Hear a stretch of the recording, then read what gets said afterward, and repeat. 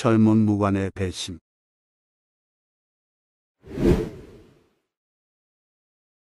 한 젊은 무관이 훈련원에서 활쏘기를 하고 돌아올 때의 일입니다.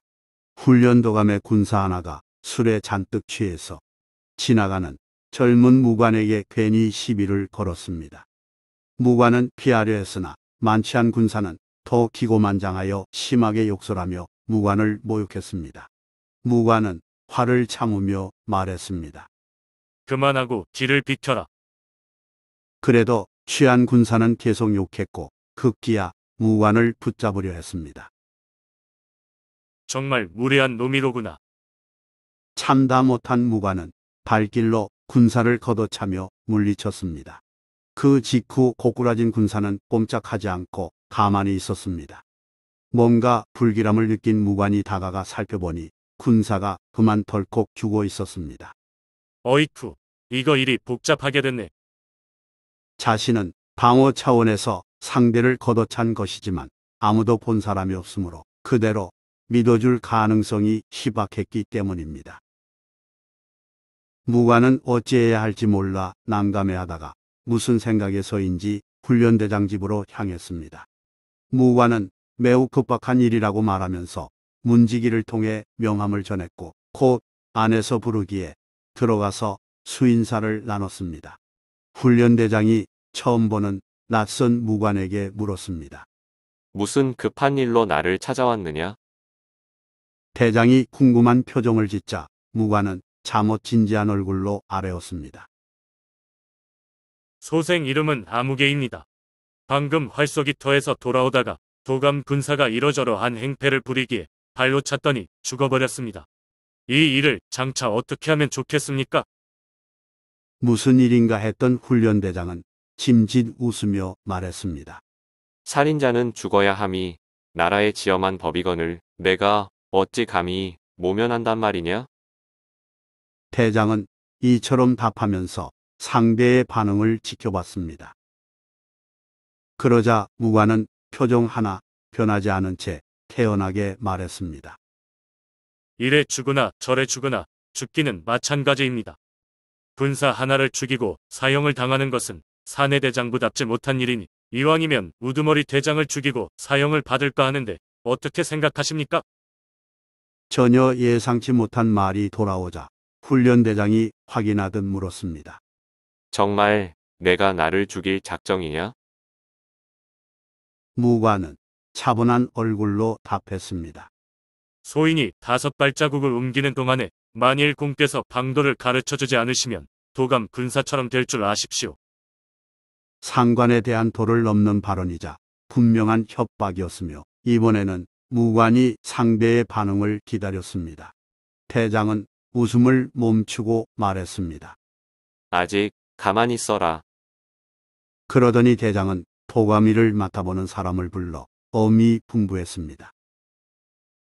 듣자니 한 군졸이 술에 취해 길가에 누워서 죽은 척하고 있다 하니 당장 가서 메어 오너라. 하인 몇이 그곳으로 가서 쓰러져 있는 군졸을 메어오자 훈련대장은 규율을 어긴 놈이니 곤장 2대를 치라고 명했습니다. 이에 수하가 그대로 시행하니 대장은 다시 제자리에 갖다 놓고 오라고 명했습니다. 결국 그 군졸은 길에서 죽은 것으로 처리됐고 무관은 죄를 면했습니다. 무관의 이름은 신여철이고 당시 훈련대장은 이완입니다. 이렇게 일을 처리한 훈련대장 이완은 신여철의 배신과 지모를 높이 평가하여 곁에 남아있게 하면서 말했습니다. 너의 국량이 범상치 않구나. 이제부터는 가까이 다녀라. 국량은 마음속으로 이리저리 따져 깊이 생각함을 의미하는 우리말이니 지략이 뛰어나므로 앞으로 가까이 지내자는 뜻이었습니다.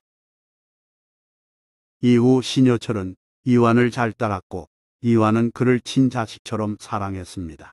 하루는 이완이 신여철을 불러 말했습니다. 내가 잘 아는 사람의 집이 멀지 않은 곳에 있는데 안타깝게도 연병으로 온 집안이 몰살했다네.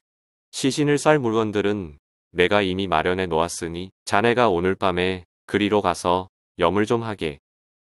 전염병으로 죽은 시신을 수의로 갈아입히고 배로 감싸라는 지시였습니다. 거림칙한 일이나 신여철은 조금도 망설이지 않고 담담히 말했습니다. 알겠사옵니다. 분부대로 하겠나이다. 그날 밤이 되자 신여철은 촛불을 켜들고 그 집을 찾아갔습니다. 이 집이로구나. 정말 사람 하나 없네. 신여철이 집안을 살펴보니 방 안에 5 시체가 누워 있었습니다. 신여철은 죽은 이들을 위해 잠시 명복을 빌어준 후 한 명씩 차례로 배로 감쌌습니다. 그런데 3번째 시체에 이르러 손을 대자니 갑자기 시체가 벌떡 일어났습니다. 신여철이 이게 무슨 일이지 생각하는 순간 시체가 느닷없이 신여철의 뺨을 후려갈겼습니다. 그 바람에 촛불이 꺼지면서 사방이 컴컴해졌습니다. 이때 신여철은 놀라거나 당황해하지 않고 시체를 손으로 눌러서 도로 눕히며 호통을 쳤습니다. 어따 대고 감히 이런 장난을 하느냐? 그리고는 밖에 대기하는 사람을 불러 촛불을 켜서 가지고 오도록 했습니다.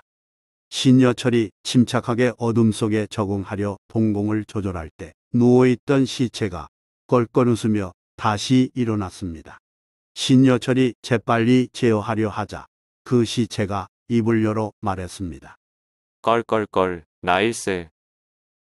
목소리 주인공은 훈련대장 이완이었습니다. 이완은 신여철의 담력을 시험하고자 시체 곁에 누워 있었으니 2 사람 배심이 보통이 아님을 알 수 있습니다. 좋아요 및 구독은 영상 제작에 큰 힘이 됩니다. 고맙습니다.